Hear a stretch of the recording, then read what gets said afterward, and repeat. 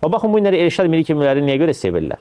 Və bəzi o həcciləri niyə görə sevirlər insanlar? Çünki onlar insanlara halal və haram təbliğ etmirlər. Onlar insanlara halal və halal təbliğ edirlər.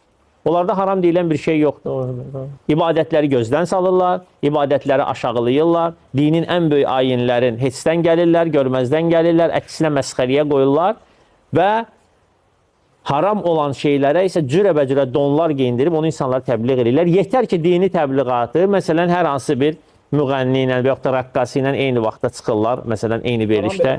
Hə, bəli, yəni onlar belə deyir, halalı haramlaşdırırlar, haramı halallaşdırırlar deyə onları hər kəs sevir, qəbul edir. Çünki insanların nəfsinə uyğun danışırlar. Amma yox, insan deyəndə ki, bu halaldır, bu haramdır. Görsən, evin içində sənə qarşı düşmənçilik eləyirlər. Evin içində. Deyirlər, ay, nətər yəni biz toya gedməyək, nətər yəni biz filan iş eləməyək, nətər yəni banka girməyək, nətər yəni indi qonağımız gəlib bir dənə gətirib süfrəyə filan şey qoymayaq.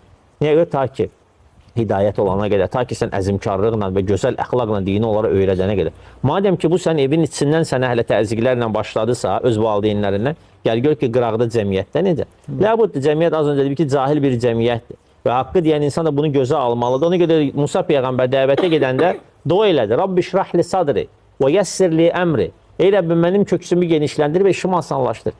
Köksümü genişləndir nədir? Yəni o köksümü genişləndirlə ki, o təzyiqlərə dözə bilim mən. Hər şeyi ürəyimə ata bilim. Ora geniş bir ürək olsun ki, yerləşdirim ora atılan böhtanları, iftiraları, təzyiqləri, lağlağaları, məsxərələri ki, mən bu yoldan dönməyim.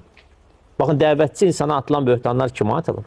Peyğəmbər sallallahu aleyhi və səlləmə atılan böhtanlar, verilən əziyyətlər kimə verilir ki? Heç kimə.